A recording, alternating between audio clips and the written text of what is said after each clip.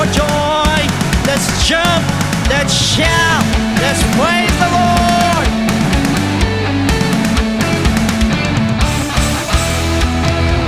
When I'm weak, I'm always strong through the power of the love you've given unto us. In your presence we belong as we lift our hands in praise. Deep in our hearts, Lord, we worship you, singing our praises to your name. Deep in our hearts, Lord, we glorify your name. Lord, we pray that you will be with us. Deep in our hearts, Lord, we worship you, singing our praises to your name. Deep in our hearts, Lord, we glorify your name. Lord, we pray. Lord, we pray. Lord, we pray that you will be with us today.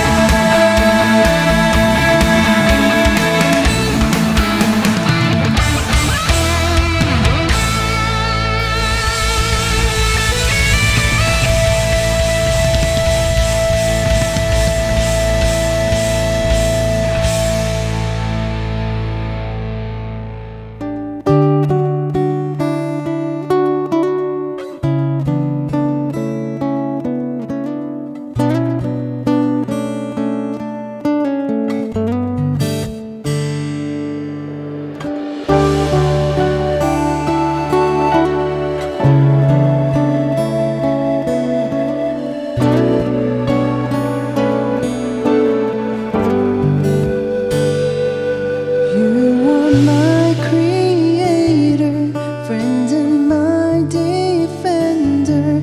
In your holy presence I will sing everlasting praises, freely lifted to you. Truly, Lord, you are my everything.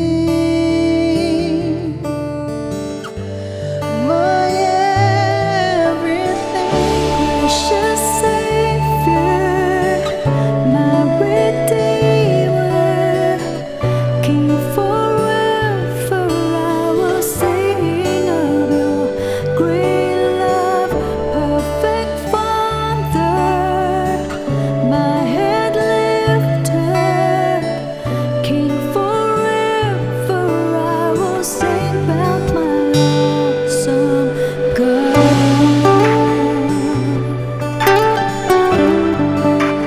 Sing about you, Lord.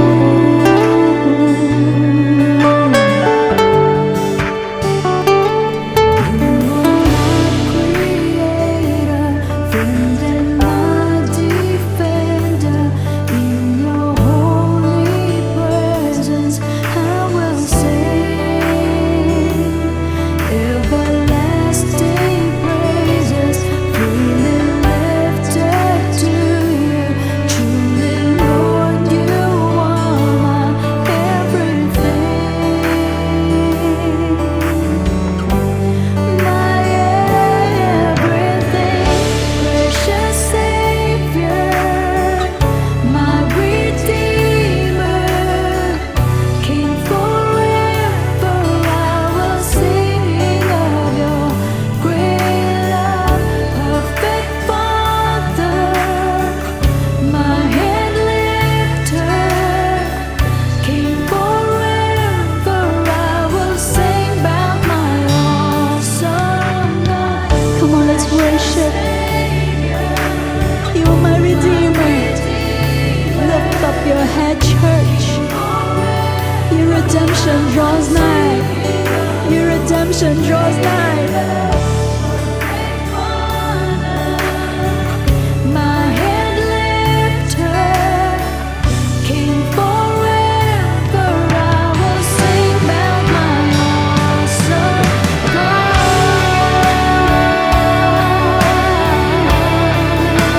Sing about you, Jesus.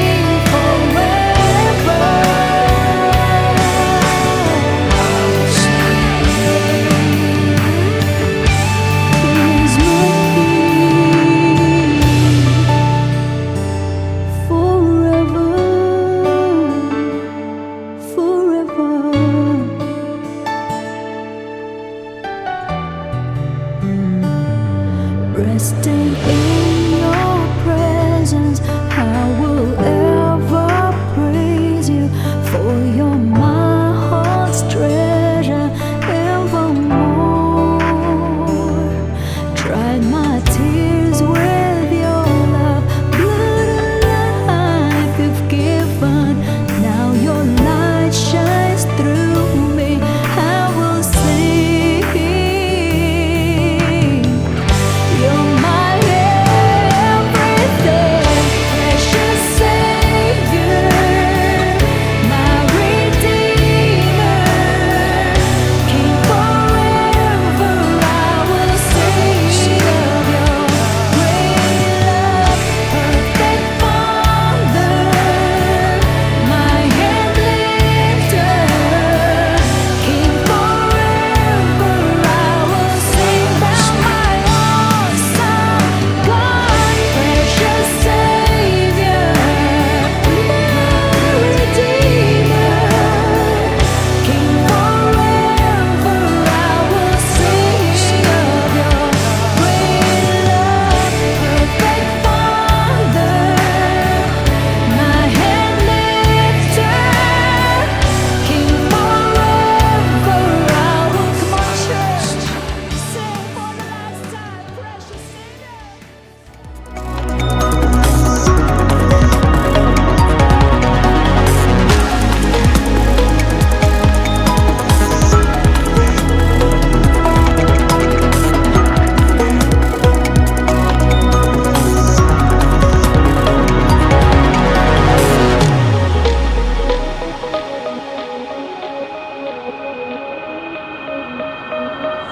Ang pinakasusi talaga para makapagdala tayo ng maraming tao, maraming mga kababayan natin sa harapan ng ating Diyos, ang pagsama-samang ganito at sama-samang pagpupuri sa ating Panginoon. Sapagkat pag nalugod ang Lord, maraming kaluluwa ang magkakaroon ng kaligtasan. My Jericho is coming down.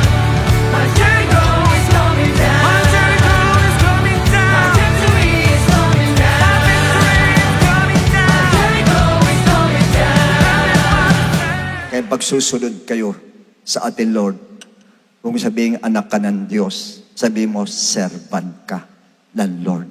Para malaman mo yung posisyon mo at para sumunod ka. Dahil alam mo, servant, walang gagawin kundi sumunod sa kanyang master. Ilan na mahadlangan sa salvation, ilan na mahadlangan sa growth ng Christians, mananatiling Kristiyano pag inalis natin ang babae sa pagtuturo. Ilan? Sa buong mundo, ilan? Napakarami. Ano po siya, no? Deterrence sa mga babae. Para maisip-isipin naman natin, nung meron po kasi spiritual gifts, ang kasama po dun ay gift of teaching.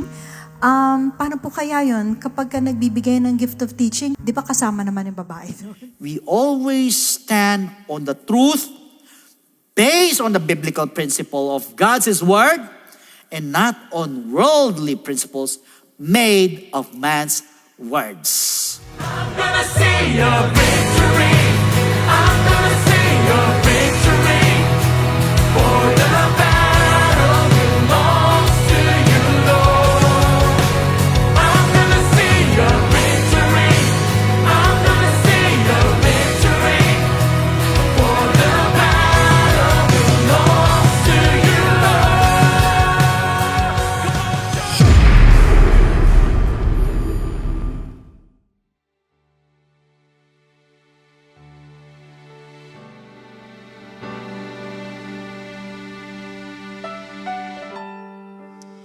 Magandang araw po sa inyong lahat at sa mga kapatiran po natin nasa Luzon, Visayas, Mindanao at sa mga international extension churches natin.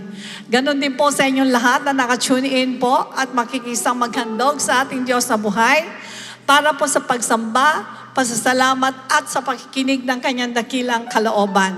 Welcome po sa Friends Again ng Jesus Christ. To God be the glory.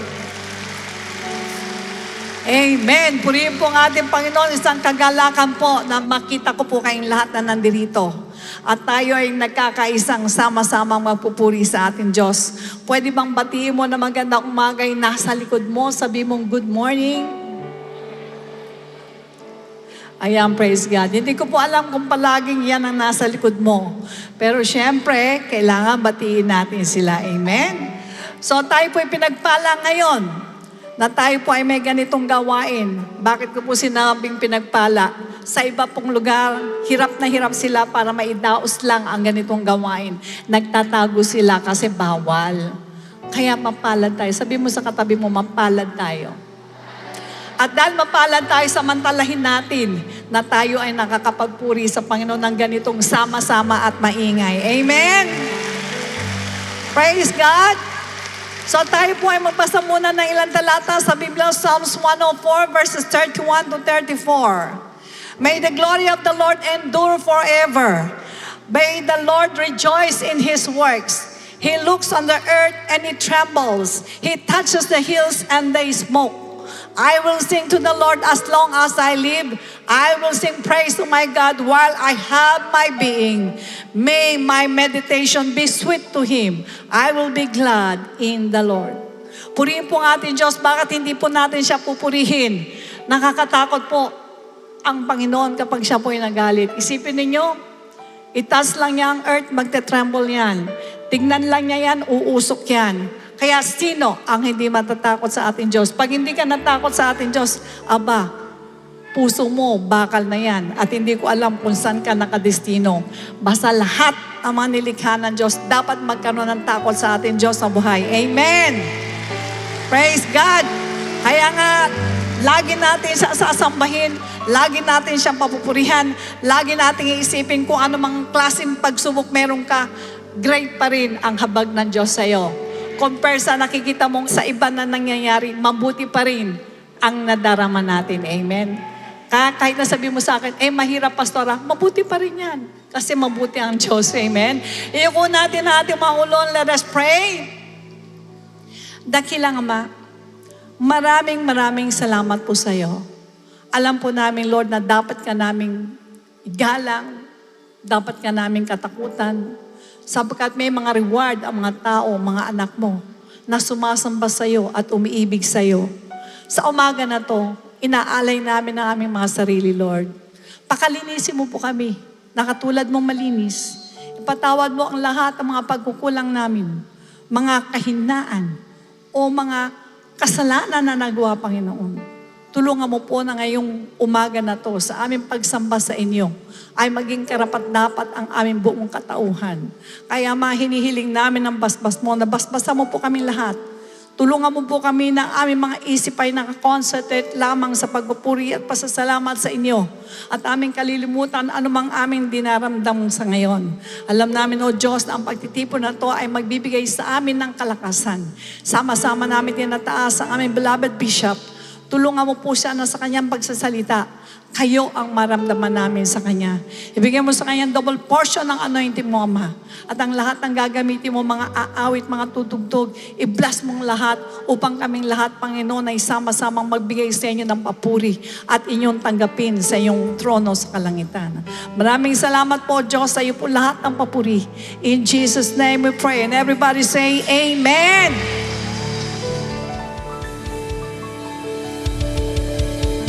Let's shout our praises to our Lord Jesus this morning, church.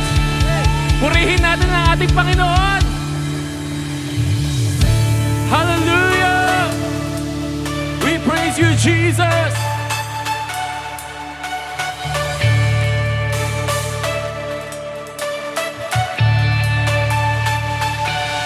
Walls fall down when we shout out the name of Jesus. Strongholds break when we praise you, deliver us. Thanks be to the God who causes us to triumph. I speak faith, today's the day, Jesus' name. My Jericho is coming down.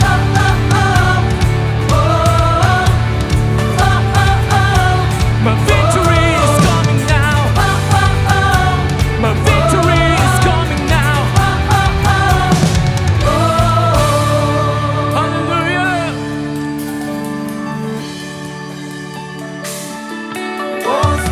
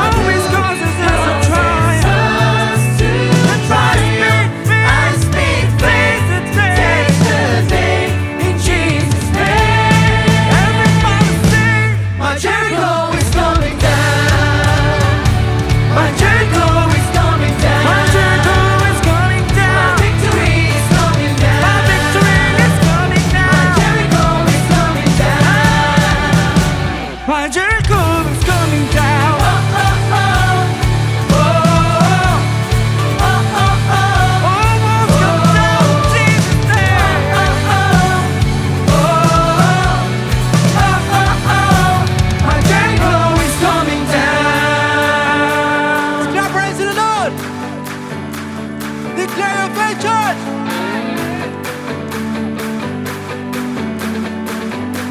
One. I can feel the shaking. I can hear it breaking. I can see it caving. Come on. Right now, right now. I can feel the shaking. I can hear it breaking. I can see it caving. Right now, right now. I can feel the shaking. I can hear it breaking. I can see it caving. Right now, right now. I can feel the shaking. I can hear it breaking. I can see it caving. Right now, right now. I can feel the shaking. I can hear it breaking. I can see it caving. Right now, right now. I can feel the shaking. I can hear it breaking. I can see it caving. Right now, right now. Right now, right now. My Jericho is coming down. Right now, right now. The King of Kings is coming down. Right now, right now. The enemy's kingdom has to fall. Right now, right now. Right now, right now. Right now, right now. Right now, right now. Right now, right now. Right now, right now. Right now, right now. Right now, right now. Right now, right now. Teacher! My Jericho is coming down. Jericho is coming down. My victory is coming down. My Jericho is coming down. You see it shaking. I can feel it shaking. I can hear it breaking. I can see it caving. Right now, right now. I can feel it shaking. I can hear it breaking. I can see it caving. The wall's coming down. Oh, oh, oh. Oh, oh, oh, oh. Wall's coming down in Jesus' name. Oh, oh, oh. Oh, oh, oh. My Jericho is coming down. Thank you for the victory, Lord Jesus. We praise you, Lord, with a smile. Oh, hallelujah. Let's sing, church. Lifted me up and gave my life a brand new start. Refreshed my mind, and now I sing. I just can't stop. You are the one. You're everything I want. You are our reason, Jesus. You give me reason to smile. As you set my spirit free, you give me everything I need. Called to live each day with faith again. Hallelujah. Thank you, Lord Jesus. Let's sing, church. You are my world.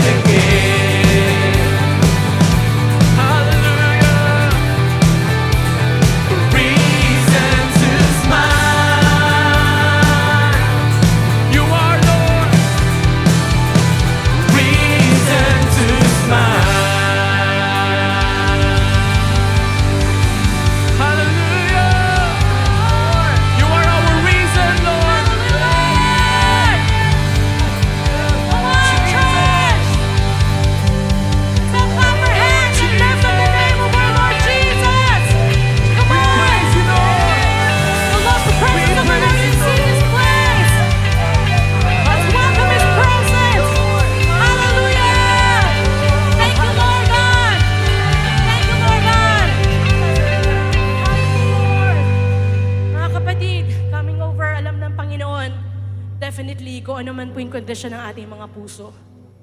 And kung ano man po ang kinakaharap natin ngayon, brothers and sisters, the Lord's arm is open wide. Amen po. So pwede kayong tumakbo papunta sa Kanya. And let's take this opportunity na paparamdam natin sa Kanya how we need Him, we need His presence right now. Come on, let's worship the Lord.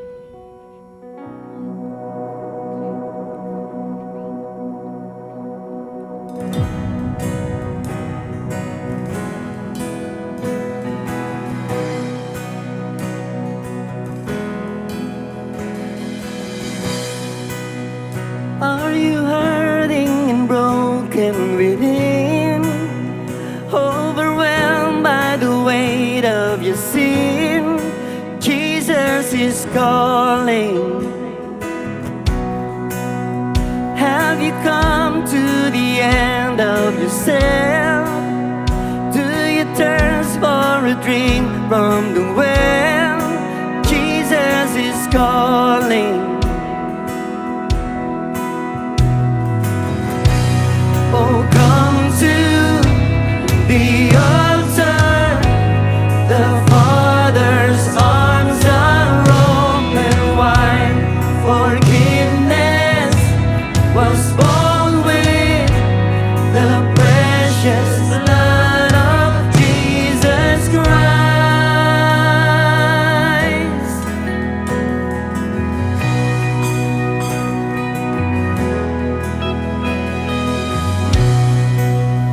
Leave behind your regrets and mistakes. Come today, there's no reason to wait. Jesus is calling. Bring your sorrows and trade them for joy. From the ashes a new life is born. Jesus is calling. Oh, come to the altar. The Father's arms are open wide. Forgiveness was born with the precious blood of Jesus Christ. Oh, come to the altar. The Father's arms are open wide. Forgiveness was born with the precious blood of Jesus Christ.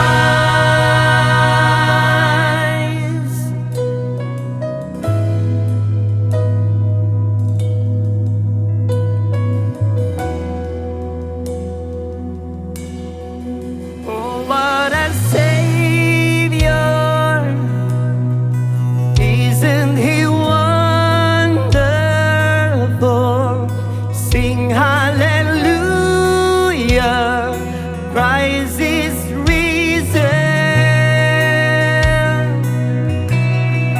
Bow down before Him, for He is Lord of all. Sing hallelujah! Christ is risen. Oh, what a Savior! Isn't He wonderful? Sing hallelujah! Christ is risen. Bow down before Him, for He is Lord of all. Sing hallelujah! Christ is risen.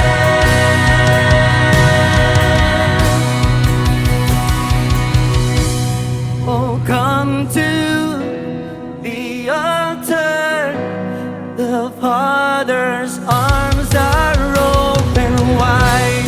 Forgiveness was born with the precious blood of Jesus Christ.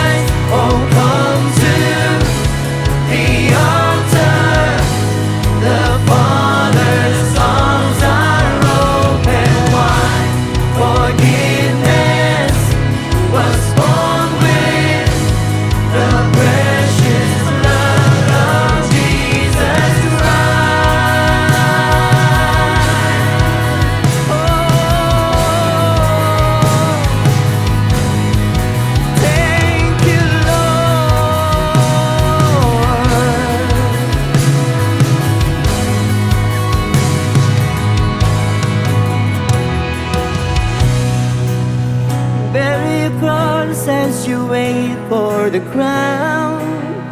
Tell the world of the treasure you found.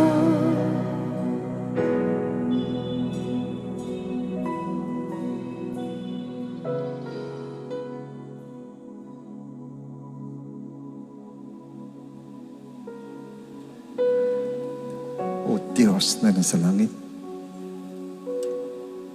salamat po ulit, Panginoon ko. Sa araw na ito, ay kami nandirito para muli ka itaas, muli kang buriin, muli ka isambahin, O Diyos. At ulutan mo, O Diyos, na makadaloy po sa amin lahat ang Espiritu Santo mo, O Lord. Habang kami nagpupuri sa iyo, sumasamba sa iyo, Ama, sapagkat alam mo, yan ang hinahanap mo sa amin, O Lord. Tulutan mo po ang aming pagsamba sa araw na ito ay maging kalugod-lugod sa iyong harapan, O Diyos. Katanggap-tanggap sa iyong harapan, Lord. At tulutan mo din sa oras na ito, Lord, ay dumaloy ang presensya mo sa amin lahat, Ama. Kami lahat na nandirito sa loob po ng building na ito, O Diyos. Buksan mo rin ang puso at isipan namin, O Lord, na habang kami nakikinig ng iyong salita, ay makuha namin lahat, maunawaan namin, O Diyos, ang lahat ng sasabihin mo sa araw na ito. At bukod sa lahat, may pamuhay po namin, Lord.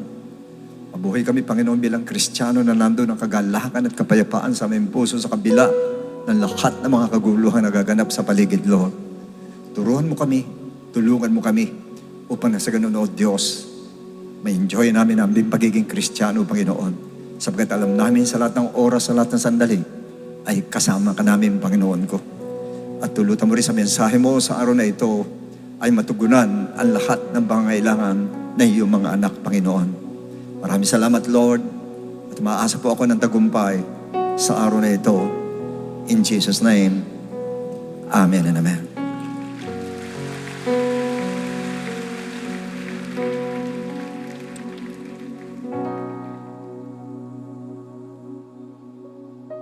Okay, purihin ng Diyos, mga kapatid, at salamat po sapagkat muli tayo nagkita sa araw na ito, every Sunday.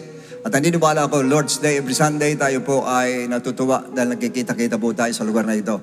Deuteronomy chapter 30, verse 19 to 20, and I call heaven and earth as witnesses today against you, that I have set before you life and death, blessing and cursing.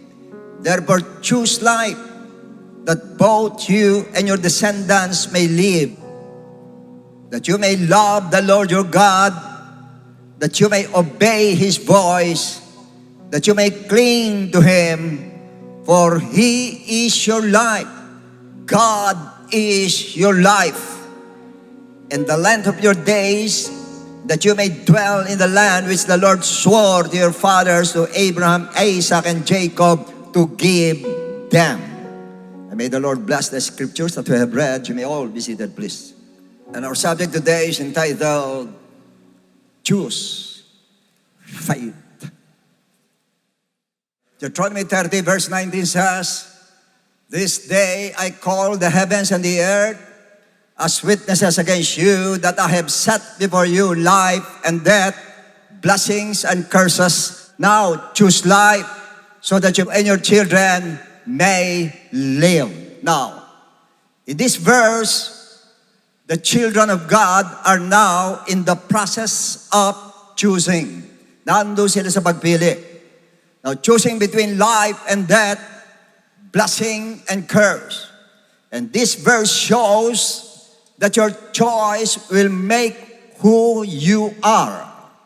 Meaning, whoever you are now, that is the result of your choice. Kung ano ka ngayon, yan ang resulta ng iyong pagpili. You choose to be that way, and I didn't say that if you choose to be rich, you will get rich. If you choose to have a healthy body, you're going to have a healthy body. Generally, the Lord Jesus Christ said in 1 Corinthians 12, My grace is sufficient for you in all aspects. At yan po, explain natin later. Now, in verse 20, Scripture says, And that you may love the Lord your God, listen to His voice, and hold fast to Him, for the Lord is your life. God is your life. And He will give you many years in the land swore to give to your father Abraham, Isaac, and Jacob. Now, the Bible said that God is your life. Now, God gives life. God is the author of life. And God is life. In other words, if you choose life, you choose God. Because God is your life. Now, in verse 15, 24:15, and if it seems evil to you to serve the Lord, choose for yourself this day. Choose for yourselves this day whom you will serve, whether the gods which your fathers served that were on the other side of the river, or the gods of the Amorites in whose land you dwell. But as for me and my house, we will serve the Lord. We will serve the real God. Now, for Joshua, you have to choose for yourself. Ibig sabihin noon, tayo po ang pipili para sa ating sarili. Hindi ka pwede ipili ng iba. You have to choose. Ikaw mismo ang bibili. Ang sabi niya, this day, not tomorrow but this day. Ibig sabihin po, pag sinabi pong pagpili ay, do not delay. Basically tayo po, kaya po nagkakaroon ng problem sometimes, yung sobrang delayed ng ating pagpili po. There are times that you have to choose right away. Yung ding orsa yon, kailangan pumili tayo. At nandun ngayon ang situation po ng mga Israelites. They have to choose that day whom you will serve. In short, whom you will believe. Piliin ninyo kung kanino kayo maniniwala. The idols which your fathers choose, or the idols of the Amorites. Parehong idols. However, Joshua said, but as for me and my house, we will serve the Lord, or God, or the real God. Now, this was a choice between the gods that they could see and the God that they couldn't see. Diyos na nakikita, Diyos hindi nakikita, pumili kayo ngayon. And they chose the God of Israel, Yahweh or Jehovah, the invisible God that they did not see and nor could touch. Yung pong Diyos na hindi nakikita. And according to Deuteronomy 30 verse 20, once you choose God, you choose life because God is your life. But once you choose God, you definitely choose faith. Pag pinili mo ang Diyos, pinili mo faith. Why? Because you choose the one you cannot see. You cannot even touch, and you don't see working and moving. Hindi mo nakikita. That's why choosing God means choosing faith. Pag pinili mo ang God, pinili mo ang faith. Now, our lives are full of choices. Talagang puro pilihan. Kaya fast track natin po, magmula nung bata tayo, elementary, pili na ng school, high school, pili ng school, college, pili ng school, pagkatapos graduate, pili ng trabaho, pas may trabaho, pili ng mapapangasawa, pagkatapos mapapangasawa, pili kung ba ano gagawin sa pamilya, ano future ng pamilya, puro pagpili po ang gagawin natin po. But never make a mistake in choosing other things than faith. Pag tayo po ay mananampalataya, pag pumili kayo, firming faith ang pipiliin po natin. Because as Christians, everything in our lives depend on our faith in God. Lahat po yan, nakasandal sa faith natin, ang buhay natin mananampalataya. As a matter of fact, I truly believe na marami sa atin po, you cannot enjoy your Christian life kasi nawawala ang faith po natin. Hindi natin pinipili ang faith. Ang pinipili natin ay yung hindi maganda kanya, wala ang faith sa atin. And once you lose your faith, once you don't have faith, once your faith is very shaky, hindi po maganda ang life natin sa world. Tandaan niyo, sinabi pirmi ng Lord that the just shall live by faith. Now, the story in 2 Kings 6:24, very familiar sa inyo. And it happened after this that Ben-Hadad, king of Syria, gathered all his army and went up and besieged Samaria. Now, the children of Israel, or children of God, were surrounded by their enemies. Nobody could leave or enter Samaria. And I know majority of us are surrounded by difficulties in life, such as mga businessmen and women being surrounded by bad debts, low sales, small or no collection at all, surrounded by their own debts. Nandito nakapaligid sa kanila. And it seems that there's no way out. Walang lulusutan o walang escape. And others are suffering from financial difficulties because they cannot have both ends meet. Hindi magkasya ang kinikita. And others are suffering from sicknesses. Meron ng heart problem, may hypertension pa, may diabetes pa, sabay-sabay. And while others are suffering from deep emotional problem. That's why it's time for you to choose. Pag nandiyan ka sa ganyang sitwasyon, you have to choose between the things that you can see and that you think can solve your problem, or God that you cannot see but can solve all your impossibilities in life through faith. Mamimili ka sa dalawa. Yung makikita mo, yung solusyon na nakikita mo, o sa God na hindi mo nakikita, pero kayang lutasin ang lahat ng imposible sa buhay mo. Choose for yourself this day. Pipili po tayo. Now, considering the situation of the Israelites, what did they choose? Anong pinili nila? Unfortunately, they choose fear. Ang pinili nila ang takot. By staying and hiding inside their camp. Doon sila sa loob ng camp, hindi sila lumaban. By eating almost all their horses, instead of using them to fight their enemies. Yung mga kabayo, kinain nila lahat. Kung di ako nagkamali, 5 kabayo lang ang natira. Hundreds of thousands sila kung di ako nagkamali. Pagkatapos 5 lang ang natira. Lahat ng kabayong panlaban sa gera, kinain nila lahat. And by desperately eating their own children. And that's the result of choosing fear. Once na pinili mo ang fear, ganyan ang mangyayari sa atin po. Likewise to us, Christians, to you, Christians, you keep on eating and absorbing the lies and negativities that the devil feeds in your mind. Patuloy natin kinakain, sinasabi ng demonyo sa mind po natin, lahat ng kasinungalingan kinakain natin, ina-absorb po natin. You even confess it. Ang hirap na situation ko, paano ang gagawin ko, there's no way out, wala na, sakul na ako, ang tagal na ako nagpe-pray, di pa rin tumatagal hanggang ngayon, tugan ng Lord, wala pa din, para yata hindi totoo yun sa Bible, para ba't ganun nangyayari, naglilingkod pa naman ako. If that is the case, you choose fear. You choose fear fueled by worries, by confusion, by doubt in the Word of God, discouragement, disappointment, frustration. As if you put yourself in one corner with no way out, with no way to escape. Para mo niligay yung sarili mo sa isang lugar na, sa isang sulok na wala kang tatakbuhan. Pag fear ang pinili po natin. And this is the stand, the situation, the place you choose for yourself. Ikaw ang pumili niyan. Hindi iba, ikaw ang pumili niyan.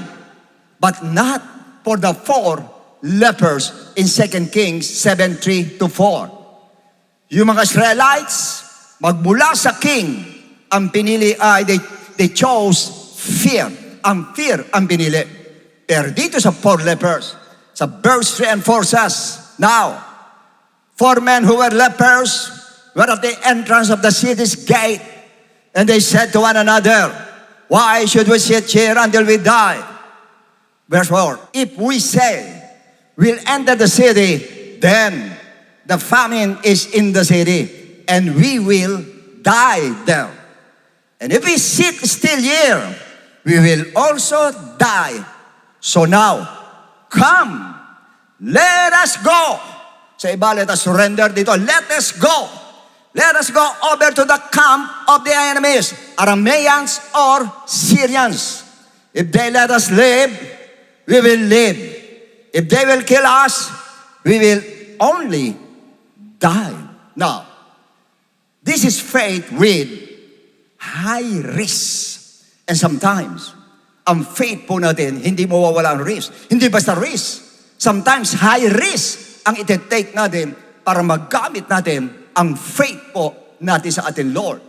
In short, these 4 lepers, whether sa kanila po ang pagpila, whether we live, whether we die, we choose faith. Mamatay, mabuhay, we choose faith. Now, situation, drawing. Tingnan natin. Ayan. Israelites who choose fear. Ayan sila lahat. Ubus na yung pagkain, wala na pagkain. Itong 4 na lepers, imbis na pumasok doon, makikain doon, nagpasya sila. Pumunta dito sa kalaban. Now, kung mapupunan ninyo, etong children of God, nagugutom. Ito yung 4 na matatapang, susugurin ito. Pero nasa gitna, ang God. Pirmin yung tatandaan. Ito ka, ito problema mo, nandiyan ang kaaway na gumagawa. Pero sa in-between, pirming nandun ang Diyos po natin.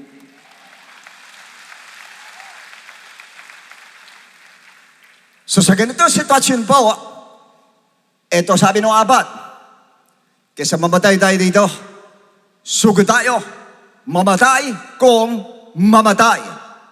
Now, ito ang target nila. Andyan ang Syrian tents, merong food, merong gold, merong jewelries. Yung lahat ng kailangan na ito ay, itong lahat na nandirito, ang kailangan nitong mga ito. Pero ang ginawa ng mga ito ay, nanatili doon dahil sa takot, dahil nandirito yung mga Syrian armies, kaya natakot sila, doon na lang sila, nag-stay sila roon sa lugar nila na imbis na harapin yung problema, hindi nila hinarap.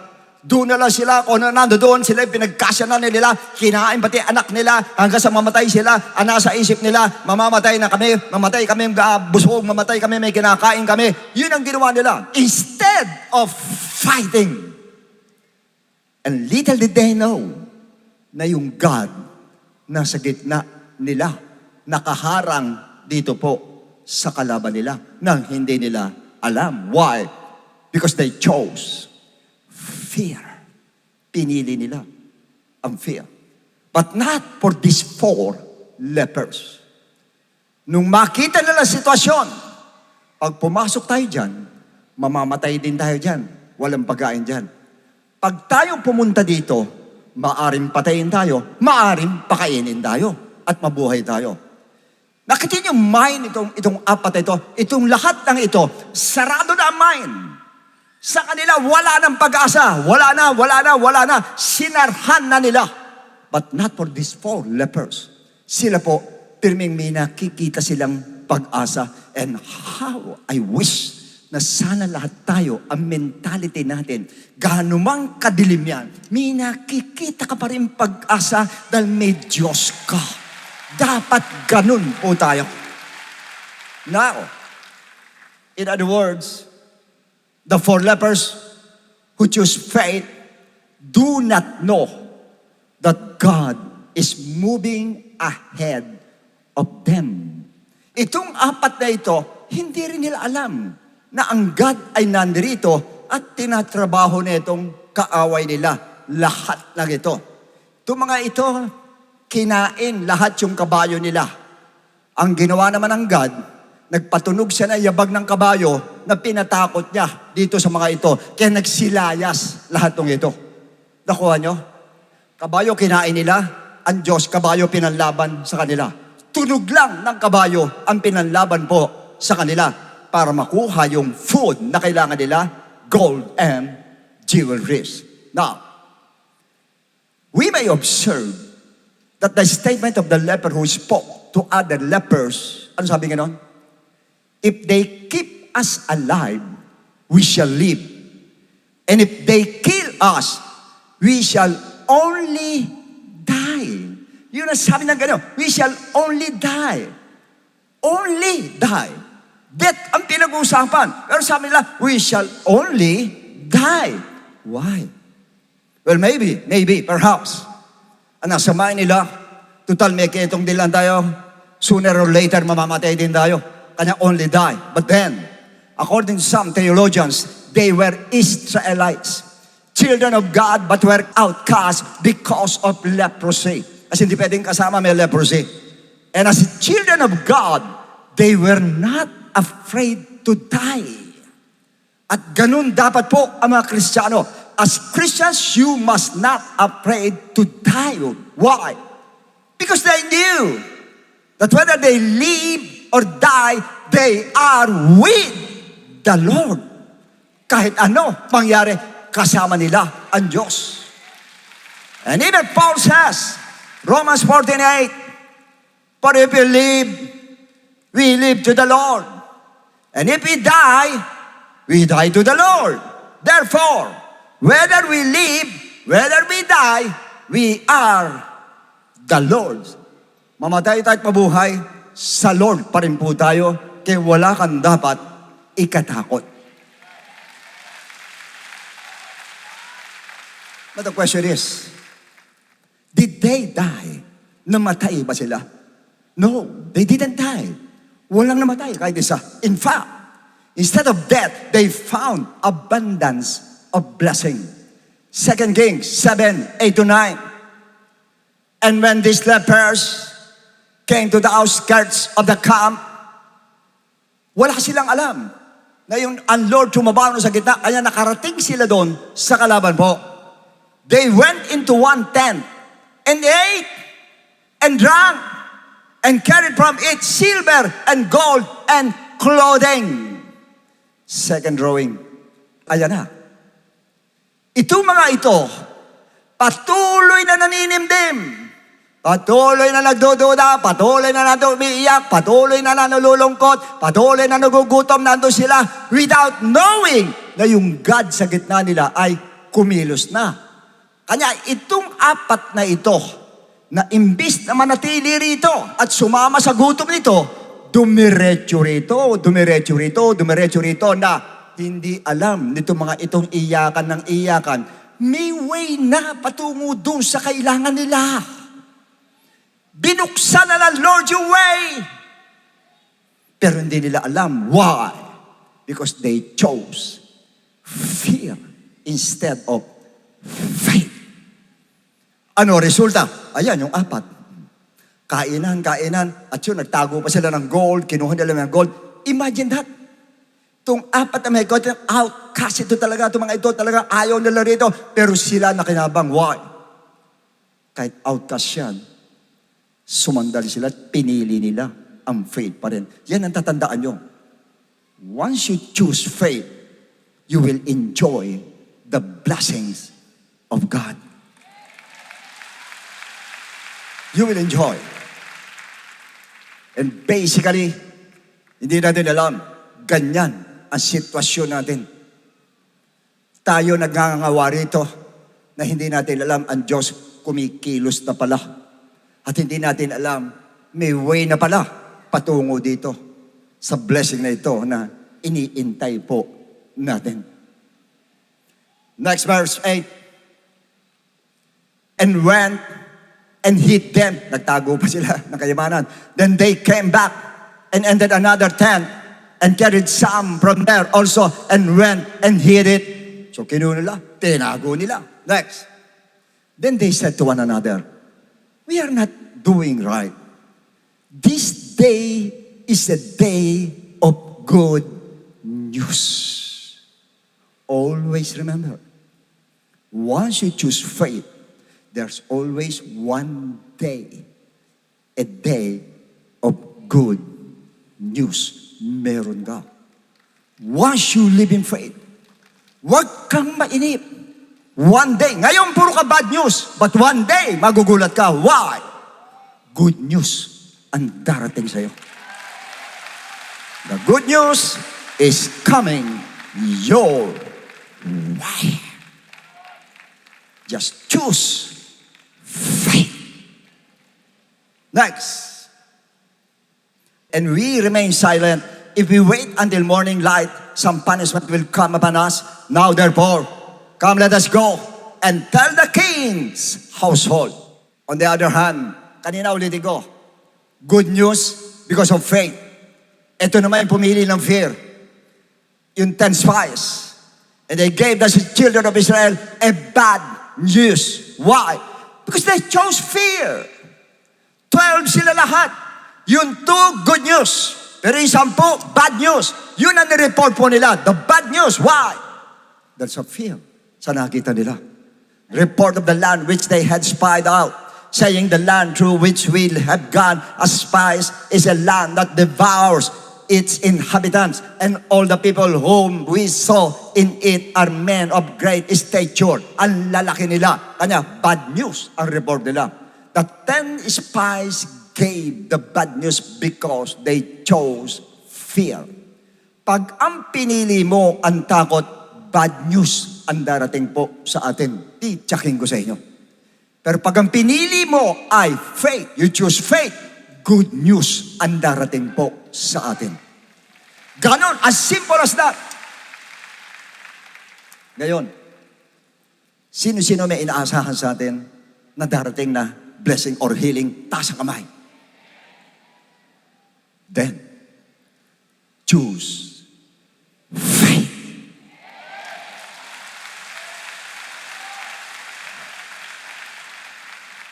Second Kings 7, 10, 12. So they went and called to the gatekeepers, pumunta na yung 4 lepers, and told them, saying, we went to the Syrian camp, and surprisingly, no one was there. Not a human sound. Only horses and donkeys tied and the tents intact. Ando doon ba rin? 11. And the gatekeepers called out, and they told it to the kings. Sinabi na sa hari, take note. Sinabi nung 4 doon sa kanyang katiwala, sinabi nung katiwala doon sa hari, hari, 4 ang nagsabi. 4 ang sabi ganon. Wala na yung kalaban. Puro pagkain nandun. Yung kailangan natin, nandun na. Ito na ngayon. Next verse.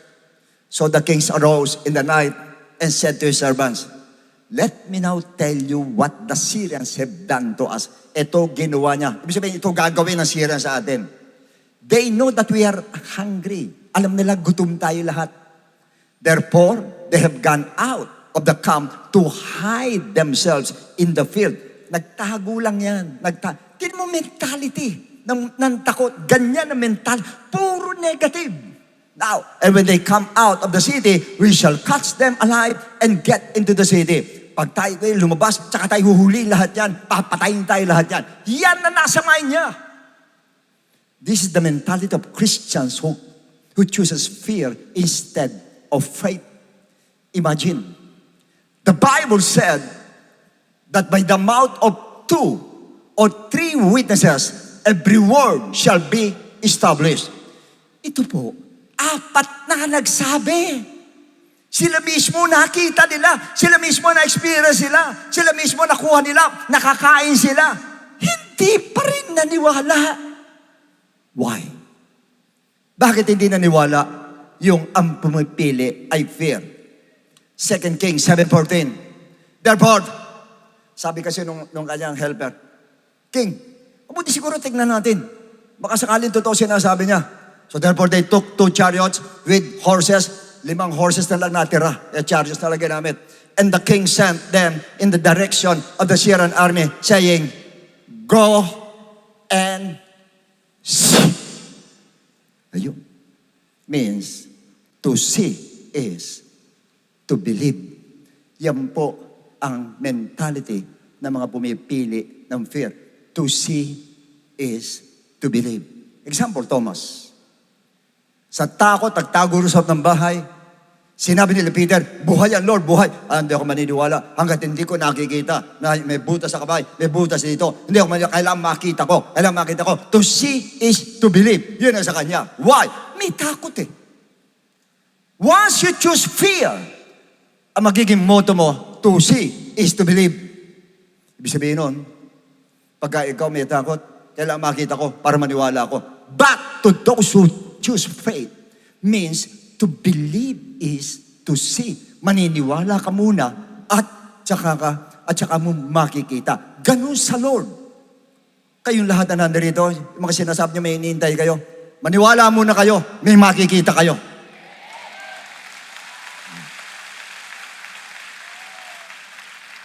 Elisha and Gehazi, papahinga sila sa bahay. Gaya, ito na. Yan din yung mga Syrians, yan yung lumusob sa kanila rin. Gayon, doon sila, kagigising lang yata ni Gehazi. Pagdilo niya, kita niya, alas, Pastor, ang dami nila. Ito, nakapaligid sa atin, ang dami nila. Ang dami. Takot. Ano sabi ni Elisha? Huwag kang mag-alala. Isipin niyo, kagigising lang noon. Huwag daw mag-alala. Hindi pa yata tumitingin doon, doon sa mga tao. Ano sabi niya? Huwag kang mag-alala. Mas marami tayo kaysa sa kanila. Imagine that. Why? Because he chose faith. Pag pinili mong faith, naniwala ka agad, may makikita ka. Kanya kami nakita siya. Kasi sinabi niya, huwag kang mag-alala. Mas marami tayo kaysa sa kanila. Nakita na ba niya? Wala pa. Pero sinabi na niya. Kaya nung sinabi niya, Lord, buksan mo mata nito. Boom, binuksan. Oo nga, marami nga nakita niya. Yung nakita nung, tandaan ninyo, basta takot ang pinili mo, hindi mo makikita yung dapat para sa'yo. Hindi mo makikita. Pero pag pinili mo ang faith, yung lahat na inaasahan mo, makikita mo malinaw pa. Parang crystal na very clear na makikita mo. Because you believe and you choose faith. Now, as an example of choosing faith, I remember the woman bleeding for 12 years. She chose faith on the thing she could see. Pinili niya yung bagay na nakikita niya. First, she chose faith on money. Yun muna. Ang dami niyang pera. Kaya andun ang faith niya, maraming pera. Katulad na maraming mayaman ngayon, nakikinig ngayon. Pati sa inyo siguro. Mayaman na umaasa ka sa pera. Nandun doon ang faith mo. Nandun sa pera. Pag nawalan ka, takot na takot ka na. Dahil doon ka nakasandal. At tulad ng babaeng ito. And then she chose faith on the doctors. Walang masama. Pero nandun ang faith niya sa doktor. Na she could see. Kasi nakikita niya yung doktor. Take note, pirmi doon sa nakikita. Diyan tayo magdadabos. Now, she chose faith on the medicine that she could see. Nakikita yung medicine, iinumin. Ano resulta? Nung nakikita. Mark 5, 25, 26. Now a certain woman had a flow of blood of 12 years. Next. And had suffered many things from many physicians. Yung nakikita niya, nagsuffer siya doon. Yung gamot na nakikita niya, nagsuffer siya in many things. And she had spent all that she had and was no better but rather grew worse. Lalo pa naging worse nung umasa siya doon sa nakikita niya. Nakikita niya yung pera, nakikita yung doktor, nakikita yung medicine, umasa siya ron, yun ang nangyari sa kanya. Naubos siya, hindi pa rin siya magaling. Hey, I'm not against doctor. I'm not against medicine. Ako mismo umiinom ng medicine. Hindi yun ang gusto ko i-point out sa inyo. Ang gusto ko i-point out sa inyo dito, yung kanyang total trust, yung kanyang total faith, nandun sa gamot, nandun sa doktor. Ako kahit uminom ng gamot, nasa Lord pa rin. Ang tiwala ko, nasa Lord pa rin ang inaasahan ko. Dahil alam ko, pag inilisan ng Lord ang bisa yung gamot yan, wala yung gamot yan. Pag yung doktor, pinayagan niya magkamali, tapos ka. Kaya tandaan ninyo, kahit may doktor ka, umasa ka pa rin. Sa Diyos ka pa rin umasa. Sa Diyos ka pa rin magdiwala. Sa Diyos na hindi mo nakikita. Now, verse 27-29. Wala na siya. Nagsuffer na siya. When she heard about Jesus, she came behind him in the crowd and touched his garment. Next. For she said, if only I may touch his clothes, I shall be made well. In other words, yung kanyang choice, itinwist niya ngayon dito po kay Jesus Christ. Nung itwist niya yon ay nakuha po niya. Sa verse 29, immediately the fountain of her blood was dried up and she felt in her body that she was healed of the affliction. Why? Because he decided to choose faith. Her last recourse was she chose faith. Pinili niya ang faith. Now, doon sa pagpili niya, she received the miracle because she chose faith. Faith pa rin ang pinili niya. Now, sa inyo lahat na nandito, paalala lang. Listen carefully. Don't you ever think that once you choose faith, you can avoid suffering. That is not true. Kaya sometimes tayo po pumipili ng faith. Ba't ganun? Nag-faith na ako, bakit nagsasuffer pa rin ako? Oh yes, kasama po. Kahit faith ang piliin mo, there are times magsasuffer ka pa rin. Example sa Daniel 3:14. Now, Nebuchadnezzar spoke, saying to them, is it true, Shadrach, Meshach, Abednego, that you do not serve my gods or worship the God image which I have set up, the gold image which I have set up? Naglagay ako ng image na nakikita, isang Diyos na nakikita ang sinet up ko sa inyo. Next. Now, if you are ready at the time, you hear the sound of the horn, flute, harp, lyre, and psaltery in symphony with all kinds of music, and you fall down and worship the image which I have made. God, yan po yung image na nakikita. Sa Old Testament po, lahat ng mga Gentiles, ang gusto nilang God, yung nakikita nila. Kaya nagpagawa siya ng God na nakikita. Next. But if you do not worship, you shall be cast immediately into the midst of a burning fiery furnace. And who is the God? Who is the God who will deliver you from my hand? Sino ang Diyos na magliligtas sa inyo? Wala siyang kilalang Diyos, kundi yung Diyos na nakikita. Hindi niya alam na mayroon Diyos na hindi nakikita. Kaya doon sa Diyos na nakikita. Now, labanan ito ng Diyos na nakikita at hindi nakikita. And Shadrach, Meshach, Abednego answered and said to her, O King Nebuchadnezzar, we have no need to answer you in this matter. Hindi na kailangan sagutin pa kita. Next. If that is the case, our God, not your God, our God, whom we serve, is able to deliver. Tandaan ninyo. Pati kayo nanonood sa television. Iba yung God na nakikita. Iba yung God na hindi nakikita. Hindi parehas yun. Kahit parehas ang pangalan nun, Jesus, pero pag nakikita, hindi yun ang tunay na Jesus. Ang tunay na Jesus po, na umakyat sa langit ay hindi po nakikita. Invisible po siya. Kaya kung makikita kayong God o Jesus na Jesus of Nazareth, guwapo, magandang lalaki, maganda ang mata, maganda ilong, maganda bibig. Hindi po yun ang tunay na Jesus. Dahil ang Jesus Christ po na nabuhay ng New Testament ay hindi po nag-iwan ng litrato. Kahit kapraso, hindi siya nag-iwan. Sa katunayan, Isaiah 53, wala daw siyang ganda. Hindi siya kaakit-akit, walang ganda. It might be dahil sa sinapit niya, dahil puro sugat siya. Pero alam ko din, pangkarniwan lang ang muka ng ating Lord. Na hindi ka maaakit talaga, sabi mo. Kasi iba, di ba, sa ating artista, talaga pag gwapo, sinasamba talaga eh. Kanya hindi siya gwapo. Pero hindi siya pangit. Hindi siya gwapo. Pero hindi siya kaakit-akit. Para sabi mo, maakit ka sa kanya. Hindi. Ang pang-akit niya ay yung presensya ng Diyos na nasa kanya. Yun ang pang-akit niya. Kanya pag may nakita kayong Diyos, Jesus Christ na nakahiga, Jesus Christ na nakadikwatro, Jesus Christ na may pasa na krus, na nakikita, hindi po yun. Hindi po yun. Please don't get offended, pati kayo nanonood sa television, hindi po yun. Ayokong iligaw kayo. Dahil gusto ko, yung Jesus na hindi nakikita, ang sambahin po ninyo. Now, our God whom we serve is able to deliver us from the burning fiery furnace, and He will deliver us from your hand, O King. Next. But if not, let it be known to you. Yan pong sumasamba sa hindi nakikita. Tutulungan kami ng Diyos. Pero kahit hindi kami tulungan, hindi pa rin kami magko-compromise. Sa Diyos pa rin kami. Sana, lahat tayo may ganung mentality.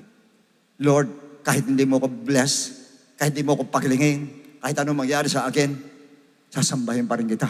Ikaw pa rin ang aking Diyos. Naalala ko kagabi, nanonood ako tungkol doon sa mga remnants ng Holocaust. 4 silang natira. Kinikwento ng isang babae na umiiyak siya. Sabi niya, pinakita niya yung CR nila.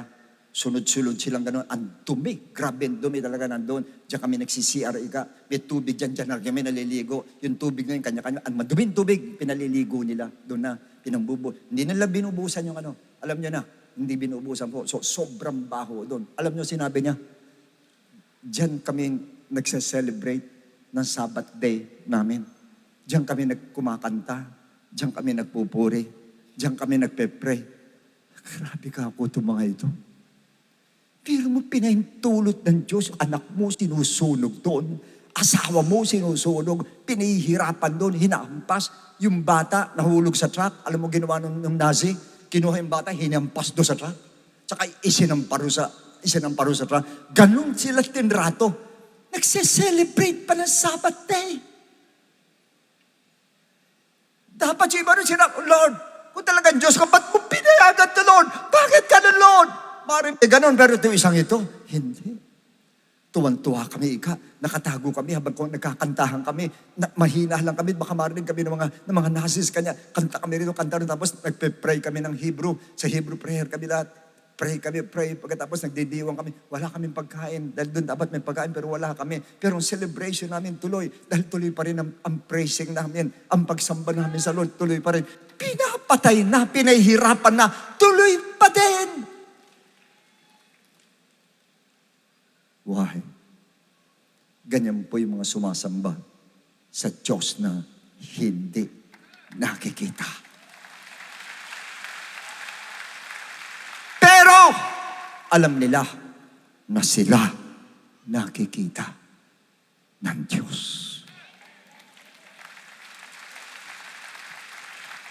Nakita niyo? Ang pagkakalam ko, out of 6 million, ni isa sa kanila walang lumaban eh. Siguro kung sa atin yun, pambihira, dami naman natin dito. Yaman mo na mapatay tayo lumalaban. Patay natin. Walang ganun. Hindi nila ginawa yun. Nanampalataya pa rin sila sa Diyos. War, na nasa isip nila, mamatay mo kami. Nasa Lord pa rin kami. Mabuhay kami, nahihirapan. Nahihirapan kami, pero nasa Lord pa rin kami. Yun na nasa mind ng mga pumipili ng faith ang pinipili sa ating Lord. Para iba, nagduda na iba. Siyempre, hindi mawawala, may nagdududa. Pero marami pa din. Hindi pa rin bumitaw sa pananampalataya nila. Sa Diyos nilang hindi nakikita. Kaya alam niyo, mga anak ng Diyos, kumisan, nahiya ako sa sarili ko pag nakakapanood ako ng ganon. Kasi tayo, konting problema lang, di ba? Iyak tayo. Para wala ng pag-asa. Gusto mo na magwala. Gusto mo na lumayas. Gusto mo ako mag-isa. I-isolate ko na sarili ko. Wala nang praise the Lord. Huwag na lang tayo maglingkod. Ganon din naman pala. Ganon. Konting problema. What more kung ganon ang gawin sa'yo? Mga Hudyo ito na may pera. As a matter of fact, that's one of the reasons of Hitler. Kaya sila ginanon. Dahil sa economy. Lagi nilang binibless sila. Baka madaig sila. Isa sa reasons. Ginawa nila, tinanggalan nila lahat. Nabubuhay na marangya, maayos ang buhay nila. Bigla mo ilalagay sa concentration camp.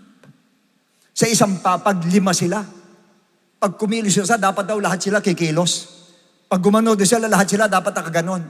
Pag pumilit sa kanila, lahat sila sabay, kasi hindi sila magkakasya. Biro mo 5 sa isang makitid na papag.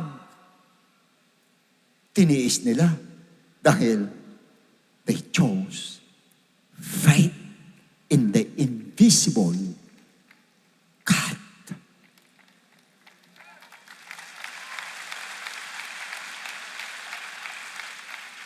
Panoorin nyo yan. Maganda yan. Makikita nyo kung gaano tayo ka-spoiled sa harapan ng Lord. Makikita po natin. Kasi tayo, alam ko sa inyo, lahat ngayon, nandito ngayon. Ang bibigat, ang bigat ng problema ko. Ang bigat ng, isama kaya kita sa Holocaust. Tingnan mo kung gaano katindi problema doon. Biro mo yung itsura nila. Talagang skin and bones. Wala na, butot balat na lang talaga. Lumalakad sila, parang skeleton na lang talaga, lumalakad sila. Nananampalataya pa din. Tapos tayo minsan, nawala na ng pambayad sa bahay. Lord, ang lupit mo. Bakit binawalan mo akong pambayad? Pambayad lang sa bahay, nagkakaganyan ka na. Eto, ayan ang ginagawa. Tapos ayan, nag-iiyak ka dyan. Eto, lumalaban. Nagse-celebrate pa ng Sabbath day. Nagpe-praising pa sila. Nagkakantahan sila. Kahit tahimik. Kakatakan niya, mahina lang. Praise the Lord, praise the Lord, praise the Lord. God's that there. Imagine yung itsura ng butot balat. Nakita mo sumasayaw ng gano'n. Ano sasabihin mo? Mga skeleton, kumakakanta pa ng gano'n. Why? They choose fight. They choose fight.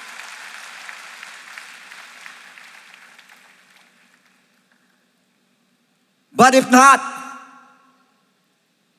let it be known to you, King, that we do not serve your gods. Gods. Sa amin, God, sa inyong gods. Nor we will worship the golden image which you have set up. Next. And then Nebuchadnezzar was full of fury. Tandaan ninyo. Madalas galit na galit po. Yung mga sumasamba sa idol, doon sa sumasamba sa espiritu. Naalala ko sarili ko, sa biyanan ko. Si Mama Rosie noon, madalas po, nagbabasa ng Bible. Ako nililinis ko yung Diyos ko. Pag nakita ko siyang gano'n, nabubwisit ako, naiinis ako, doon sa biyanan ko. Ako, asan ang Diyos nyo? Yung sinasabi sa kanya. Pumikit kayo, ano makikita nyo? Di ba kayo nakapikit kung mag-pray kayo? Ano nakikita nyo? Dilim. Di ba dilim? Pag dilim, demonyo. Sabi ko sa kanya, hindi ako naniniwala. Ito sa akin, kitang-kita ko, ito ang Diyos, ito ang Diyos. Gusto mo contest tayo. Punta tayo sa dagat. Talong ka, talon ako. Hawakan ko yung Bible mo, ako hawakan ko to. Lulutang ako, ikaw hindi ka lulutang eh. Ganun ako, dahil nakasandal ako doon sa nakikita ko. Nakikita ko. Ingat kayo sa nakikita ninyo. Ingat kayo. Nagalit. So Shadrach, Meshach, and Abednego, he spoke and commanded that they hit the furnace 7 times. Painitin mo ng 7 beses pa yan. More than it was usually heated. Next. And then these men were bound in their coats. Hindi na hinubaran. Yung mismo para maningas talaga yung damit nila. Their trousers, their turbans, and their other garments, and were cast into the midst of the burning fiery furnace. Tinapon doon sa pugon na kumukulo. Samantalang, they choose faith. Kaya hindi ibig sabihin ko mo pinili mong faith, hindi ka magsasuffer. Magsasuffer ka pa rin. Magsasuffer ka pa rin. God allowed them to be put to the fiery furnace despite they chose faith. Ay, minsan kasi tayo, nagtataka tayo, ba't gano'n? Pinili na ng palataya naman ako. Nagligod pa nga ako, pero ba't dinadanas ko pa rin ito? Yun yung sinasabi ko. Ang ating pagpili ng faith ay hindi license para tayo po ay hindi dumanas ng suffering. Dadanas ka pa rin. But what is the difference? Yan ngayon ang tanong. Tinapon na sila. Verse 24, 25. King Nebuchadnezzar was astonished and he rose in haste. I spoke saying, "Uy, mga counselor, tira kayo." Hindi pa 3 yung tinapon natin doon? 3 yan eh. 3. Shadrach, Meshach, Abednego. 1, 2, 3. 3 yan. And they answered and said to the king, totoo, hari, 3 yan 3. Pero tingnan mo, nakikita ko 4. Yung 3, naging 4. And men loose. I see 4 men loose. Wala yung tali. Walking in the midst of the fire. Hindi nangingisay, hindi daing ng daing, hindi, walking. Yun ang pagkakaiba. When you choose faith, though you suffer, but hindi ka aarayin. Maglalakad ka lang kahit nandun ka sa apoy. Maglalakad ka lang, hindi mo madadama. Para kang walang apoy, pero nasa apoy ka. Why? Because you choose faith. pinili mong faith. And once you choose faith, they are on the fire and they are not hurt. And the form of the fourth is like the Son of God. Huwag niyong pagkamali, ito si Jesus. Hindi po, wala pa siya dyan sa Old Testament. Ito po ang theophany ng Lord. Naging angel po ito. Lahat ang translation, puro angel yan. Angel po yan. Theophany ng Diyos. Sinamahan sila. At yan ang tandaan nyo. Pag kahit kayo nananampalataya ko, pinintulot kayo sa hindi maganda, sa suffering, one thing is for sure. Kasama siya doon sa suffering mo. Kasama siya. And that makes the difference between the God that can be seen and the God that can't be seen. Yun ang magkakaiba ng pagsamba mo sa Diyos na nakikita at sa Diyos na hindi nakikita. Ganong katindi po. And basically, sinabi ko na sa inyo kanina, lahat ng idols, hindi lang po idols sa curve, kundi lahat ng inuuna po natin. Basically, ang ating po sinasamba madalas, yung kinikita natin po, ang job natin, ang business natin, yan nagiging idols po natin. Kasi nakikita. Nakikita mo kung paano kang kumita. Nakikita mo kung paano kayo salba niya, nakakabili ka noon, nakakabigla niya. Lahat nakikita mo. But the God who supply, yung tunay na supplier, you cannot see Him. He's invisible. Kaya wala doon ang iyong mind. Ay madalas yung faith natin, nandun. Gusto ko maraming pera para mabili. Gusto ko maraming pera para mabili. Hindi mo gusto ko sana malakas ang faith ko. Gusto ko ang faith ko sa Lord matindi. Gusto ko ang faith ko unshakable. Hindi yun. Why? Hindi mo nakikita. Kaya nakabase ka doon sa nakikita mo. At madalas ma-deceive tayo lahat mananampalataya. Deception na nakatingin tayo doon sa nakikita natin kasi naipambibili natin without knowing na hindi pinambibili mo ay galing din doon sa Diyos mo na hindi mo nakikita.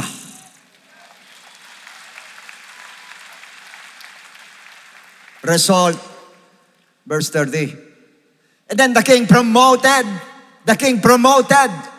Shadrach, Meshach, Abednego in the province of Babylon.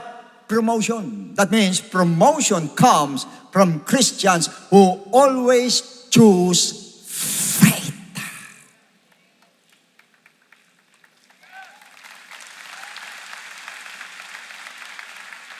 Sino may gusto ma-promote? Choose faith. That's why if you are sick, choose faith. Sino man na may sakit sa inyo lahat, ano man ang karamdaman mo, choose faith. Because the healing power of God is unlimited. His sovereignty is unlimited. His God's love, His compassion is unlimited. His grace is unlimited. And God is unlimited. Choose faith. Kahit anong karamdaman mo, choose faith. Do not choose fear. But instead, faith ang piliin mo. If you need money, sino may kailangan ng pera? Baba. Choose faith. Because He is the great supplier of our needs. Choose faith. No matter what, choose faith. Ito ako magtatapos. Kahit anong circumstance, natin po, ang piliin natin, faith pa rin. Example si Ruth. Naghirap na, shortcutin na natin. Namulubin niya si Naomi. Wala na talaga. Sanla lahat. Kanyang lote, sanla. Bukirin, sanla. Wala na income. Wala nang bahay. Wala ni anuman. Wala na talaga. Wala na talaga. Wala. Dalawa sila. Si Orpah, tsaka si Ruth. Ano sabi ni Naomi? Ano? Sunod ba? Kayong dalawa. Uwi na kayo sa inyo. Wala na ako. Wala na ako. Si Orpah, hinalikan yung kanyang biyanan. Umalis na. But not for Ruth. Hindi si Ruth. Ano sinabi ni Ruth? Ruth said, entreat me not to leave you or to turn back from following you. For wherever you go, I will go. Wala na akong pera. Ruth, wala na. Sasama ka pa sa akin. I will go wherever you go. Wherever you lodge, I will lodge. Wala na akong titiran. I will lodge wherever you lodge. Wala akong titiran. Ganun pa rin siya. Your people shall be my people, and your God, my God. My God Iniwan na ako ng God ko para na ako sinumpa. No! Your God will be my God. In other words, He chose faith. And what is the result? Siya pong pinanggalingan ng lineage na pinanganak ang ating Panginoong Heso Kristo. Because He chose faith. Ang pinili niya, faith. In other words, wala naman tayong problema eh. Ang problema lang natin, pagpili. Pag pinili mo faith, alam na natin kung ano mangyayari. Dahil you can never please God without faith, but you will please God once you have faith. Ibig sabihin nung kung may faith tayo, malulugod ang Lord. Pag nalugod ang Lord, ako na nagsasabi sa inyo, there is nothing impossible to those who believe.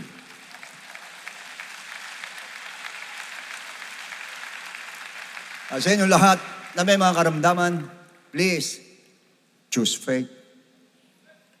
Nangangailangan ng pera, kahit matagal na, hindi dumarating, at tagal hindi dumarating, choose faith. May kailangan ka sa Lord, choose faith. And tagal na choose faith. Ang tanong, bakit nagtatagal? Yan ang tanong ngayon. Tatalakayan natin yung karuktong nung nakaraan, tatalakayan natin sa 1 linggo po. Bakit nagtatagal? Kahit faith ang pinili mo, bakit nagtatagal? Yan ang tanong ngayon. Pero, naniniwala ako, there are times, and most of the times, pag faith ang pinili natin, ito agad ang tugon ng ating Diyos na buhay. Sino naniniwala? Yes! Choose faith! Choose faith! Choose faith! Choose faith! Choose faith! Choose faith!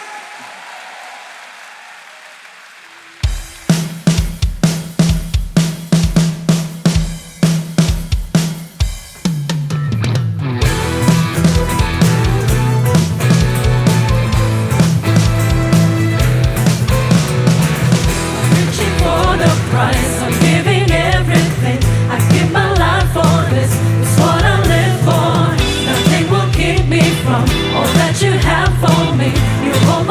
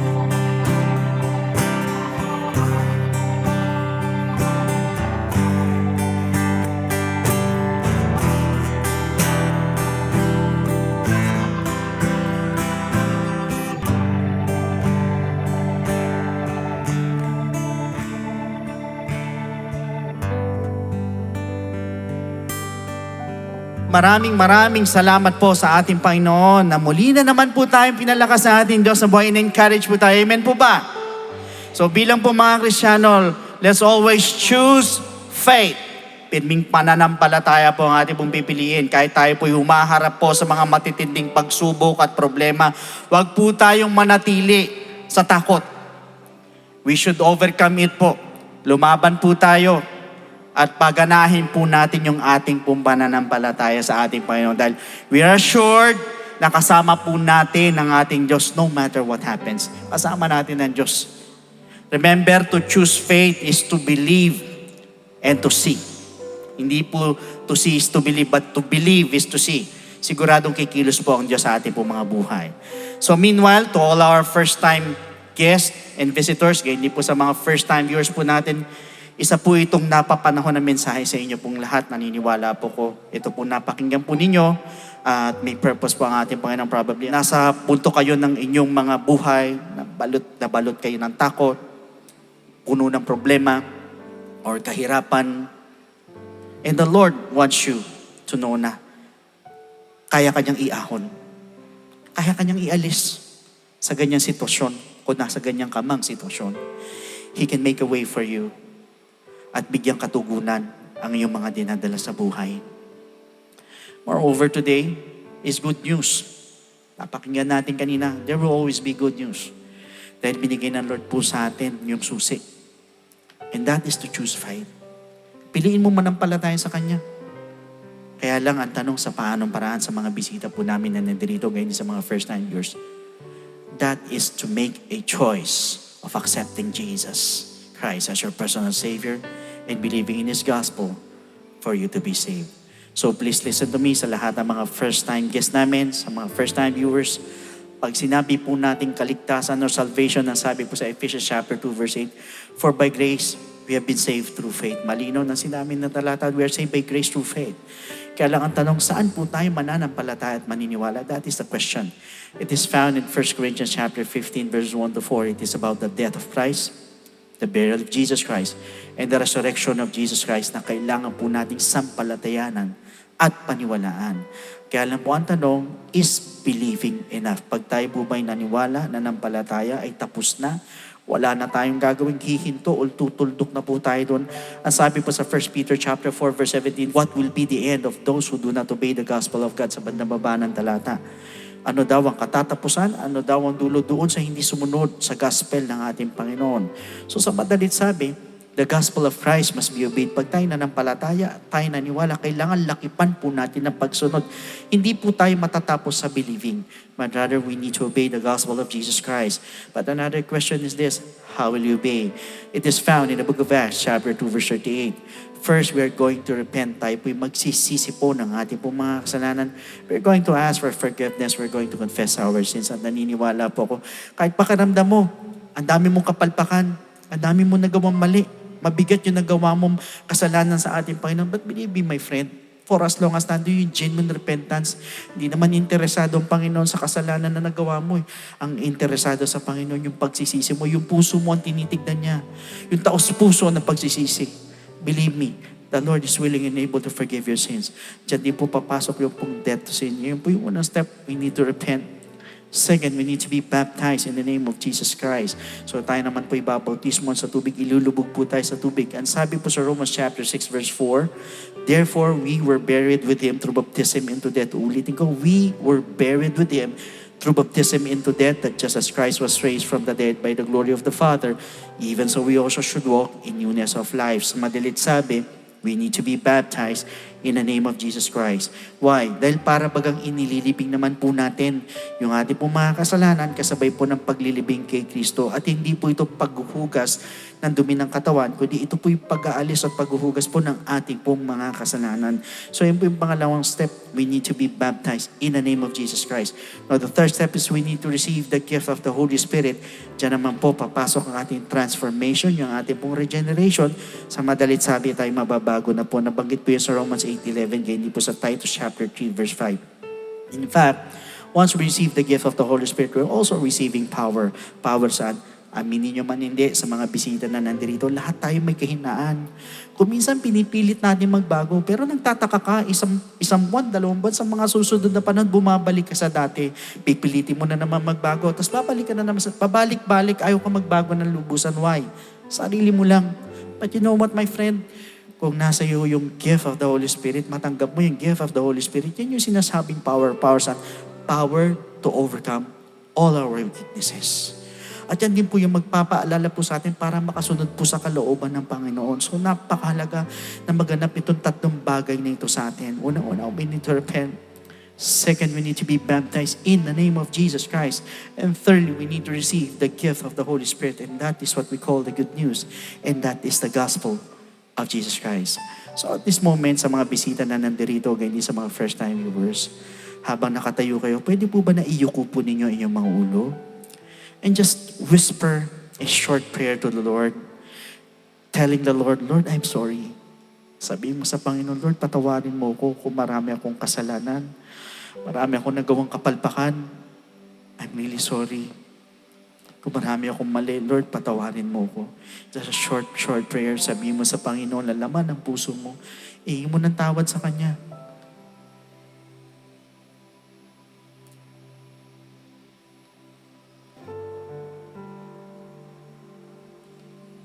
At habang nakayuko po ang inyong mga ulo, pwede po ba na itaas po ninyo yung 2 kamay sa mga bisita po?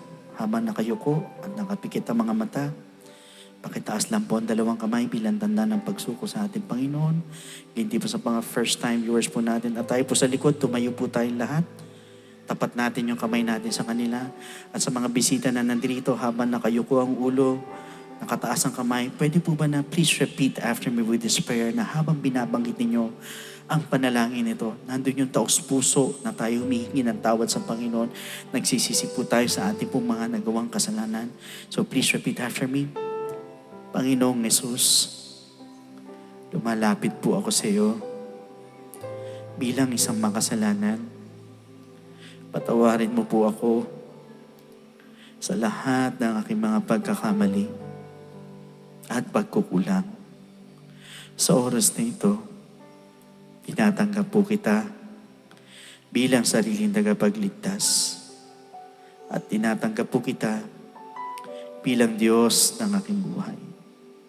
Naniniwala po ako na ikaw ay namatay, ikaw ay nilibing, at sa 3 araw ay nabuhay na magmuli.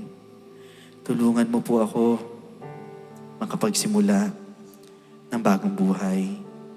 At idagdag mo po ako sa iyong kaharian. Maraming salamat po sa pangalan ni Jesus. Amen. Praise the Lord. Yan po yung first step. Para sa pangalawang step po, sa kanan po ninyo, yung pong green flag, pwede po kayong sumunod dyan. Saglit lang po yan. May explain lang po sa inyo further para mas maintindihan po ninyo ang gospel ng ating Panginoon. Praise God. Palakpakan po natin ang ating Panginoon. Praise the Lord. So meanwhile, here's our beloved Pastor Norma for the additional announcements and offertory. So God bless every one of you, and to God be all the glory.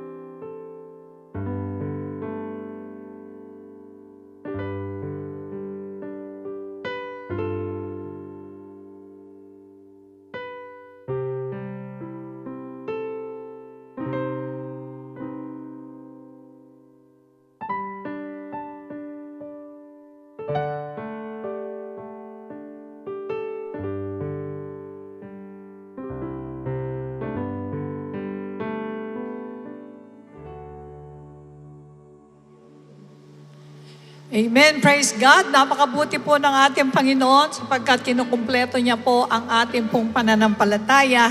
At alam ko po na tayo po ay nakakasunod sa kalooban ng Diyos. Alright, tayo po ngayon ay dadako sa ating pong offertory.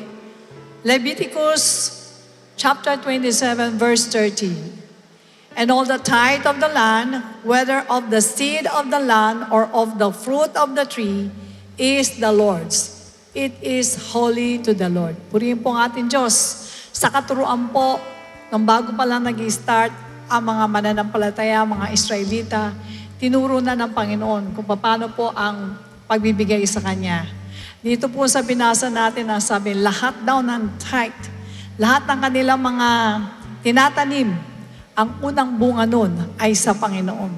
It is so holy. So, nung dumating po yan sa gawa ng mga apostoles, makikita natin hindi po tithes, kundi nagbebenta sila ng kanilang ari-arian para tustusan lang ang gawain ng Diyos. Kung hindi ganun ang ginawa nila, hindi nakarating sa atin ang Ebanghelyo.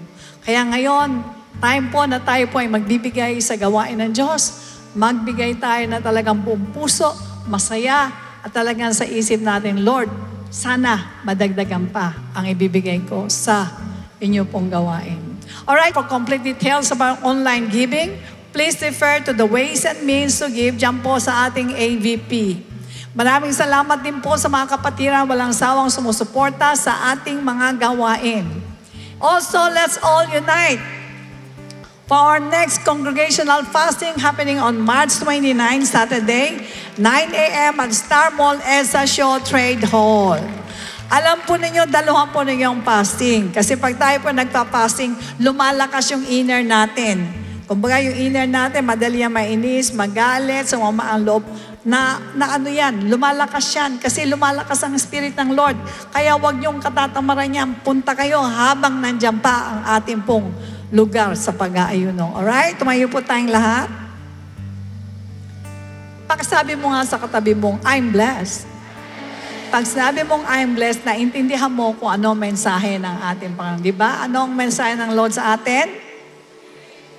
Choose faith. Iyuko natin ang ating mga ulo. Let us pray. Dakilang Ama, maraming salamat po sapagat alam namin na sa panahon ngayon ng kahirapan ay nagkakaroon ng malaking pagkakataon si Satanas upang nakawin ang salita mo sa puso ng bawat isa. Ngunit na madalangin namin, Lord, na maging matikas kami, huwag kami matitinag. Kahit anong mangyari, piliin namin ang pananampalataya. Dahil pinakita mo sa amin ng maraming mga example. Sa banal na aklat ay binigay ng aming beloved bishop kung paano sila nanampalataya at niligtas ng Panginoon ang kanilang mga buhay. Alam po namin, Lord, na kung nagawa mo sa kanila yun noon, ganyan ka rin ngayon sapagkat kailanman hindi ka nagbabago. Tulungan mo po ang bawat isa, Lord, na manampalataya kahit ano pong nangyari sa mga buhay. Sapagkat kahit ano ito, mabuti pa rin ang gawa mo sa amin. Yun at mong yung mapagpalang kamay, basbasan mo ang bawat isang mga anak mo. Bigyan mo ng katalinuhan, Panginoon, sa pag-solve ng mga problema. Bigyan mo ng katalinuhan sa paghahanap buhay. Tulungan mo, Panginoon, sa paghayo, sa pag-share, sa pag-witness ng Ebanghelyo. Pang sa ganun po ay patuloy kang malugod sa amin. Ingatan mo rin ang pangangatawang lupa ng iyong mga anak. Huwag mong pahintulot sa gawa ng kaaway. Huwag mong pahintulot sa mga accident. Huwag mong pahintulot sa mga pestilences. Bagkos, O Diyos, i-preserve mo ang katawang lupa ng mga anak mong nandito upang sa ganun, Lord, ay magamit mo mightily para sa ipong dakilang layunin. Pagpalain mo rin natin buhos ang masaganang pagpapala pagdating po sa financial. Huwag mong paubaya, Panginoon, sa kahirapan, sa kagutuman. Bagkos, O Diyos, tapat ka sa pangako mo na hindi mo po kami pababayaan. Gawin mo rin kami, Panginoon, magandang halimbawa ang iglesia na to na paglaganapin namin ang mabuting balita sa mga tao na amin po makikilala. Share namin sila ng tamang doktrina upang sa ganun po marami pang taong tumanggap sa iyong banal na salita. Pagpalain mo rin ang mga kaloob ng iyong mga anak. Ganon din po, O Diyos, ang lahat po na lumapit sa harapan. Pagpalain mo sila na hindi lamang po silang ngayon dumalo, kundi lagi-lagi na po silang dumalo upang matanggap nila ang total salvation. Patuloy namin tinataas, Panginoon, ang kalikasan Tulungan mo na huwag kaming pahintulot sa mga bibigat na pagsubok katulad ng mga lindol, mga kung ano pa mang bagay na nakikita namin na nangyayari sa ibang bansa. Bagkos, O Diyos, pamunuan mo ang aming bansa. Mangunang ka sa mga leaders namin upang, Panginoon, kami po ay magkaroon ng kapayapaan at kagalakan. Maraming salamat po sa iyo po lahat ng kapurihan. In Jesus' name we pray. And everybody say Amen. Amen. Praise God. The Lord bless and keep you and make His face shine upon you and be gracious to you and lift up His countenance upon you and give you peace. God bless you and to God be the glory. A blessed day, dear brethren. Let's take a moment to listen to these important reminders. For online giving and Bible study offerings, you may refer to these complete details.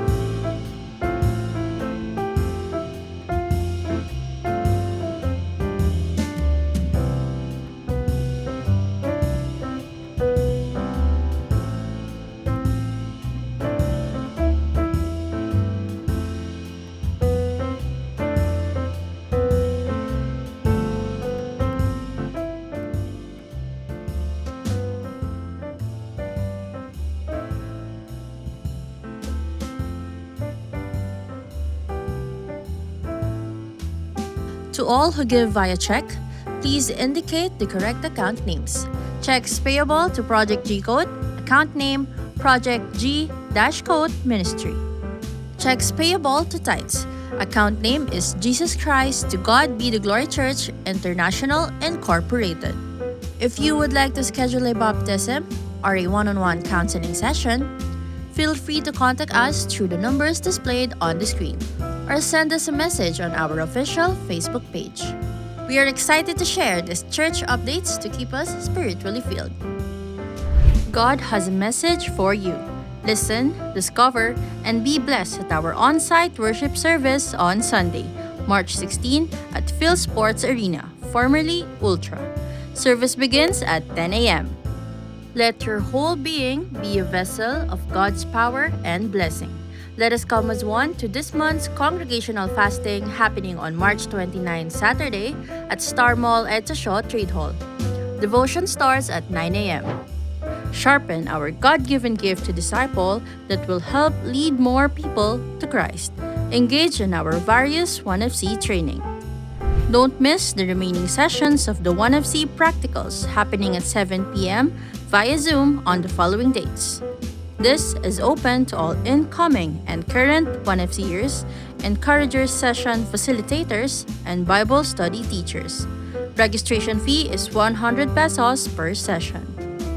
We also have the 1FC Foundations, which are the workshops to become a certified 1FCer. This is open to all incoming and current 1FCers and 1FC students who completed each book. Here are the dates to block off starting on March 15, Saturday, for Book 1, 4th edition. See you at 9 a.m. at NIA Convention Hall, 5th floor of DSEC building. Registration fee is 300 pesos per session. Next in line is the 1FC Essentials, which are the workshops with the goal to enhance and improve the quality and effectiveness of a 1FCer. This is open to all active 1FCers and Bible study teachers. Please block your schedule on these dates. These are whole-day face-to-face training sessions. Venue to be announced. Registration fee is 300 pesos per session. Scan the QR codes or visit the 1FC Corner every Sunday to register. Are you looking for a fulfilling career where you can grow and make an impact? Our church center is in need of office assistant and makeup artist. Interested applicants may send their resume to hrdep@jctgbtg.com. Our church merchandise are still up for grabs.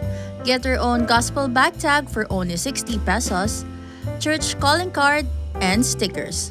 Visit our church kiosk located at the entrance to purchase.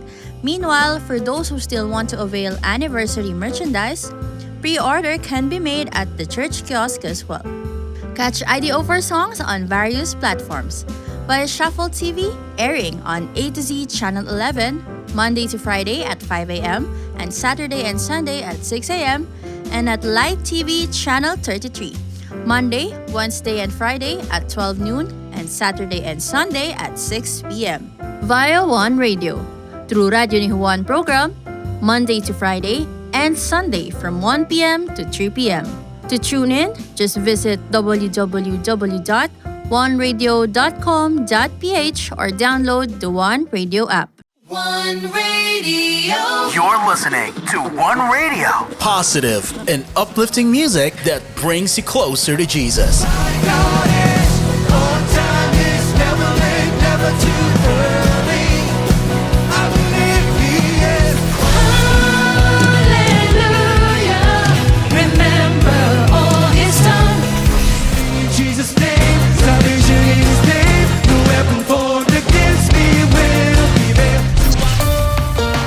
Broadcasting 24 hours a day, 7 days a week, bringing you the faith, hope, and love of Jesus. Online at oneradio.com.ph, on your smart speaker, or through the One Radio app. Jesus Music Community. Jesus Music Community. One Radio. Catch the songs of IDO4 and more by downloading the One Radio app, available on the Google Play Store and the Apple App Store. Via Spotify, Apple Music, Deezer, Amazon Music, and other music streaming apps. Want to use your God-given gift and skills for His greater glory? Be part of the Servants Force. Sign up as a volunteer or become an SF worker. We are actively seeking those who can join the Comrades and Gideon teams. Scan the QR code or fill out the ministry form found on our website or at the information area every Sunday. The Servants Force Department will get in touch with you after successfully submitting the form. Grab this opportunity now.